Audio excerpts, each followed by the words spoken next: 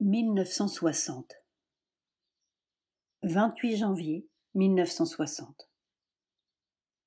On dirait qu'avec toutes ces répétitions de mantras, ces heures de japa que je dois faire tous les jours, les difficultés se sont multipliées, comme si cela soulevait ou exaspérait toutes les résistances.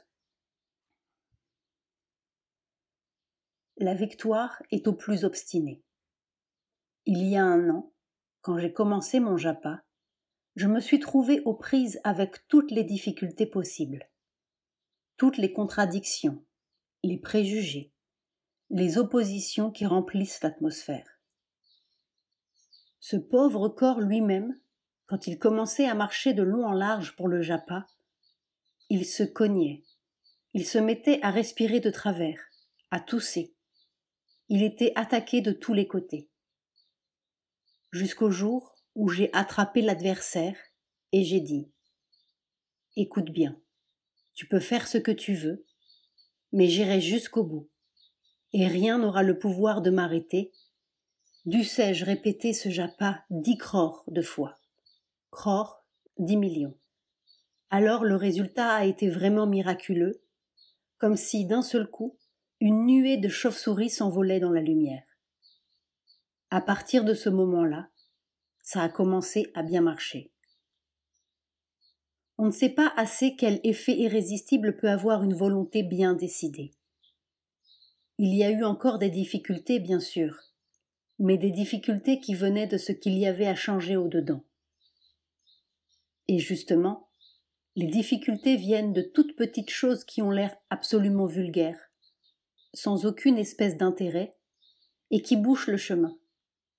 Elles arrivent à propos de rien, un détail, un mot qui vient gratter juste au point sensible, une maladie dans l'entourage, n'importe quoi, et brusquement, ça se contracte. Alors il faut recommencer tout le travail comme si rien n'avait été fait. De toutes les formes d'ego, on pourrait penser que l'ego physique est le plus difficile à vaincre, ou plutôt l'ego corporel, parce que, pour le physique, le travail a été fait voilà longtemps. On pourrait croire justement que la forme du corps est un point de concentration, et que sans cette concentration, sans cette dureté, la vie physique ne serait pas possible. Mais ce n'est pas vrai. Le corps est vraiment un instrument merveilleux. Il est capable de s'élargir, capable de devenir vaste. Alors tout s'accomplit dans une harmonie merveilleuse, avec une plasticité admirable, les moindres gestes, le moindre petit travail. Et puis, tout d'un coup, pour une bêtise, un courant d'air, 3 fois rien, il oublie. Il a un repli sur soi, la peur de disparaître, la peur de ne pas être. Et tout est à recommencer depuis le début. Alors c'est là, dans le yoga matériel, que l'on se rend compte comme il faut avoir de l'endurance. J'ai calculé que 10 crores de mon japa me demanderaient 200 ans. Eh bien, je suis prête à lutter 200 ans s'il le faut. Mais le travail sera fait. Sri Aurobindo me l'avait bien dit quand j'étais encore en France, que ce yoga dans la matière est le plus difficile de tous. N'est-ce pas, pour les autres yogas, les sentiers sont bien battus.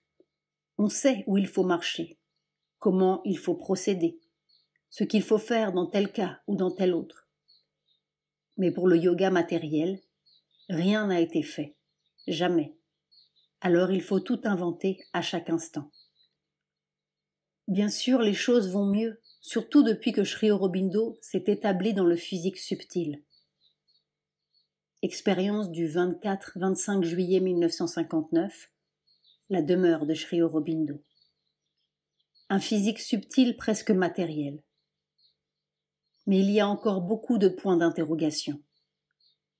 Le corps comprend une fois, et puis il oublie.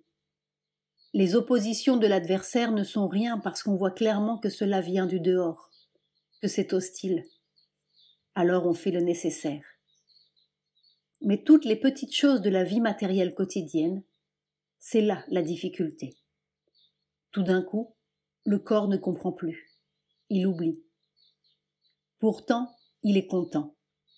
Il aime faire le travail. Il ne vit que pour cela, pour changer, pour se transformer. C'est sa raison d'être. Et c'est un instrument si docile, si plein de bonne volonté. Une fois même, il s'est mis à pleurer comme un bébé.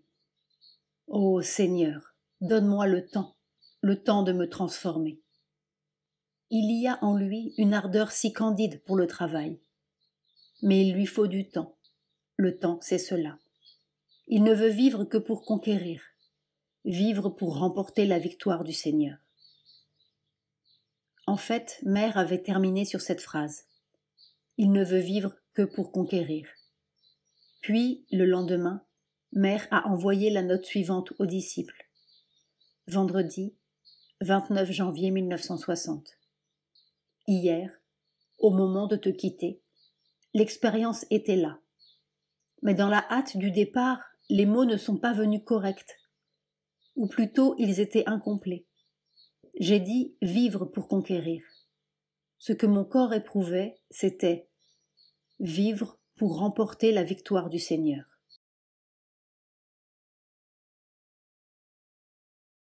« 31 janvier 1960. Lettre de Mère aux disciples à propos du Dhammapada qu'elle commentait autrefois au terrain de jeu. Lorsque j'ai commencé la lecture du Dhammapada, j'avais espéré que mon auditoire prendrait assez d'intérêt au côté pratique spirituel pour ne leur lire qu'un verset à la fois. Mais bien vite, j'ai vu qu'ils trouvaient cela fort ennuyeux et qu'ils ne faisaient aucun effort pour profiter de la méditation. La seule solution était de traiter la chose comme une étude intellectuelle. Et c'est pourquoi je me suis mise à lire chapitre par chapitre. 3 mars 1960. Les expériences viennent à un rythme précipité, des expériences fabuleuses. Il est certain que si je devais parler maintenant, je ne parlerais plus du tout comme autrefois. C'est pourquoi, d'ailleurs, il faut me dater tous ces vieux entretiens, du moins tous ceux qui précèdent la manifestation de février 1956. Qu'il y ait une coupure bien nette entre ceux d'avant et ceux qui est après. Il y a quelques jours encore, le matin du 29, j'ai eu l'une de ces expériences qui marquent dans la vie. C'était là-haut, dans ma chambre. Je faisais mon japa et marchais de long en large, les yeux grands ouverts, quand tout à coup, Krishna est venu. Un Krishna tout doré, dans une lumière dorée qui a empli toute la pièce. Je marchais et je ne voyais même plus les fenêtres, le tapis. Il y avait partout cette lumière dorée avec Krishna au milieu. Et ça a bien duré un quart d'heure. Il était vêtu de ces vêtements avec lesquels on le représente d'habitude quand il danse. Il était tout léger, tout dansant. Tu vois, je serai là ce soir pendant le darshan. Le darshan du 29 février 1960, premier anniversaire de la manifestation supramentale. Et soudain, le fauteuil du darshan est venu dans la chambre. Krishna est grimpé dessus, et il y avait comme une petite malice dans ses yeux qui voulait dire « Je serai là, tu vois, il n'y aura pas de place pour toi. » Quand je suis descendue le soir pour la distribution, j'ai commencé par être contrariée. J'avais dit que je ne voulais personne dans le hall, justement parce que je voulais établir l'atmosphère de concentration, l'immobilité de l'esprit. Et puis, ils étaient au moins 30 là-dedans, ceux qui avaient décoré le hall, et 30 qui bougeaient, un tas de petites vibrations. Et avant même que j'aie dit ouf, à peine étais-je assise, qu'on m'a mis le panier de médailles sur les genoux. Médailles commémoratives du premier anniversaire de la manifestation supramentale. Et ils ont commencé à défiler. Mais alors, ce qui est étonnant, c'est que tout d'un coup, il n'y avait plus personne. Personne, tu comprends, j'étais partie. J'étais partout peut-être, mais en fait, je suis toujours partout. J'ai toujours conscience d'être partout à la fois. Mais d'habitude, il y a ce sentiment du corps, d'un centre physique. Et ce soir-là, il n'y avait plus de centre, plus rien, plus personne. Pas même le sentiment qu'il n'y avait personne. Rien. J'étais partie. Il y avait bien quelque chose qui distribuait les médailles et qui avait la joie de donner la médaille, la joie de la recevoir, la joie de se regarder réciproquement. C'était seulement la joie de l'action qui se passait, la joie de regarder. Partout la joie, mais moi, rien, personne, parti. Et c'est seulement après, plus tard, que j'ai vu que les choses s'étaient passées comme cela, parce que tout avait disparu. Même l'intellect supérieur qui comprend les choses et les organise, qui comprend, je veux dire, qui contient les choses. C'était parti aussi. Et cela a duré tout le temps de la distribution. Ce n'est que quand ça, le corps, s'est remonté dans la chambre là-haut, que la conscience de ce qui est moi est redescendue.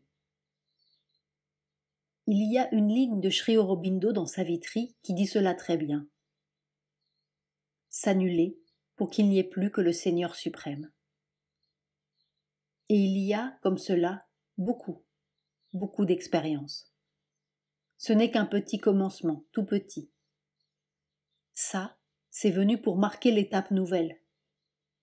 Les 4 années écoulées et les 4 années à venir. Parce que tout s'est penché sur ce corps pour le préparer.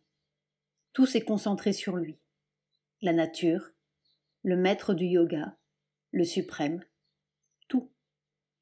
Alors ce ne sera vraiment intéressant de dire les choses que quand ce sera fini, pas avant. Mais peut-être, après tout, que ce ne sera jamais fini. C'est un petit commencement, tout petit.